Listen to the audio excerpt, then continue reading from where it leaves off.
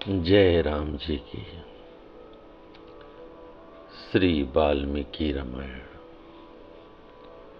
सुंदरकांड 65वां सर्ग। हनुमान जी का श्री राम को सीता का समाचार सुनाना। तदंतर विचित्र काननों से सुशोभित प्रसन्न वर्ण पर्वत पर जाकर युवराज अंगद को आगे करके श्री राम महाबली लक्ष्मण तथा सुग्रीव को मस्तक झुकाकर प्रणाम करने के अनंतर सब वानरों ने सीता का समाचार बताना आरंभ किया। सीता देवी रावण के अंतःपुर में रोक रखी गई हैं। राक्षसियां उन्हें धमकाती रहती हैं।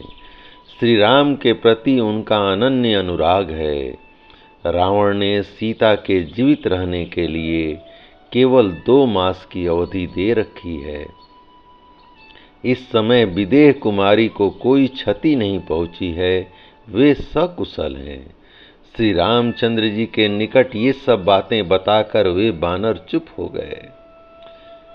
विदेह कुमारी के सकुशल होने का वृतांत सुनकर श्री राम ने आगे की बात पूछते हुए कहा, बानरों, देवी सीता कहाँ हैं?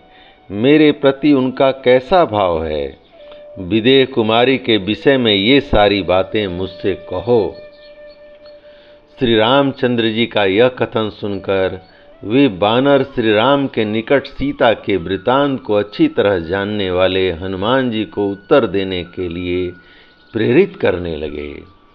उन बानरों की बात सुनकर पवन पुत्र हनुमान जी ने पहले देवी सीता के उद्देश्य से दक्षिण दिशा की ओर मस्तक झुकाकर प्रणाम किया। फिर बातचीत की कला को जानने वाले उन बानर वीर ने सीता जी का दर्शन जिस प्रकार हुआ था वह सारा वृतांत कह सुनाया। तत्पश्चात अपने तेज से प्रकाशित होने वाली उस दिव्य कांचन मणि को भगवान श्री राम के हाथ में देकर हनुमान जी ने हाथ जोड़कर कहा, प्रभु, मैं जनक नंदिनी सीता के दर्शन की इच्छा से उनका पता लगाता हुआ 100 योजन विस्तृत समुद्र को लांघकर उसके दक्षिण किनारे पर जा पहुंचा। वहीं दुरात्मा रावण की नगरी लंका है, वह समुद्र के दक्षिण तट पर ही बसी हुई है। श्री राम लंका में पहुंचकर मैंने रावण के अंतःपुर में प्रमदा वन के भीतर राक्षसियों के बीच में बैठी हुई सती साध्वी सुंदरी देवी सीता का दर्शन किया। वे अपनी सारी अभिलाषाओं को अपने आप में ही केंद्रित करके किसी तरह जीवन धारण कर रही हैं। वे अपनी सारी अभिलाषाओं को आप में ही केंद्रित करके, यानी प्रभु श्री राम में ही केंद्रित करके किसी तरह जीवन धारण कर रही हैं। विकराल रूप वाली राक्षसियां उनकी रखवाली करती हैं और बारंबार उन्हें डांटती फटकारती रहती हैं। वीरवर, देवी सीता आपके साथ सुख भोगने के योग्य हैं, परंतु इस समय बड़े दुख के दिन बिता रही हैं। उन्हें रावण के अंतःपुर में रोक रखा गया है और वे राक्षसियों के पहरे में रहती हैं। सिर पर एक बेणी धारण किए दुखी हो सदा आपकी चिंता में डूबी रहती हैं। वे नीचे भूमि पर सोती हैं। जैसे जाड़े के दिनों में पाला पड़ने के कारण कमलिनी सूख जाती है, उसी प्रकार उनके अंगों की कांति फीकी पड़ गई है। रावण से उनका कोई प्रयोजन नहीं।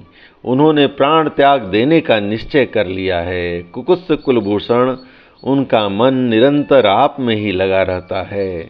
निष्पाप नरश्रेष्ठ, मैंने बड़ा प्रयत्न करके किसी तरह महारानी सीता का पता लगाया और धीरे धीरे इक्ष्वाकु वंश की कीर्ति का वर्णन करते हुए किसी प्रकार उनके हृदय में अपने प्रति विश्वास उत्पन्न किया।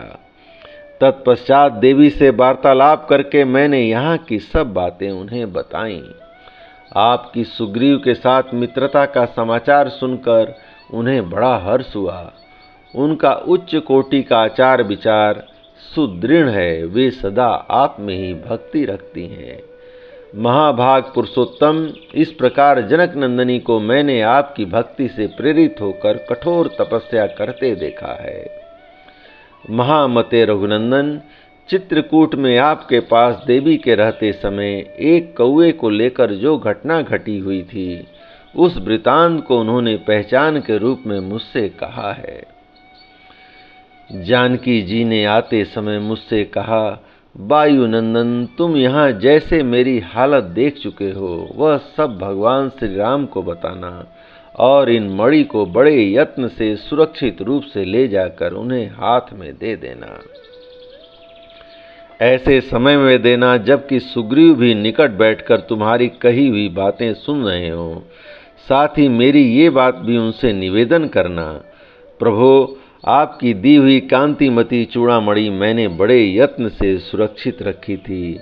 जल से प्रकट हुए इस दीप्तिमान रत्न को मैंने आपकी सेवा में लौटाया है। निष्पाप रघुनंदन, संकट के समय इसे देखकर मैं उसी प्रकार आनंद मग्न हो जाती हूँ जैसे आपके दर्शन से आनंदित होती हूँ। आपने मेरे ललाट में जो मैन सिल का तिलक लगाया था उसका स्मरण कीजिए। ये बातें जानकी जी ने कही हैं। उन्होंने यह भी कहा, दशरथ नंदन, मैं 1 मास और जीवन धारण करूंगी, उसके बाद राक्षसों के बस में पड़कर प्राण त्याग दूंगी, किसी तरह जीवित नहीं रह सकूंगी। इस प्रकार दुबले पतले शरीर वाली धर्मपरायणा सीता ने मुझे आपसे कहने के लिए यह संदेश दिया था। वे रावण के अंतःपुर में कैद हैं और भय के मारे आंख फाड़ फाड़ कर इधर उधर देखने वाले हरिणी के समान वे सशंक दृष्टि से सब ओर देखा करती हैं। रघुनंदन, यही वहां का वृतांत है जो सब का सब मैंने आपकी सेवा में निवेदन कर दिया। अब सब प्रकार से समुद्र को पार करने का प्रयत्न कीजिए। राजकुमार श्री राम और लक्ष्मण को कुछ आश्वासन मिल गया ऐसा जानकर तथा वह पहचान श्री रघुनाथ जी के हाथ में देकर वायुपुत्र हनुमान ने देवी सीता की कही हुई सारी बातें क्रमशः अपनी वाणी द्वारा पूर्ण रूप से सुना दी। जय राम जी की। इस प्रकार श्री वाल्मीकि निर्मित आर्ष रामायण आदि काव्य के सुंदर कांड का 65वां सर्ग प्रभु श्री राम की कृपा से पूर्ण हुआ। जय राम जी की।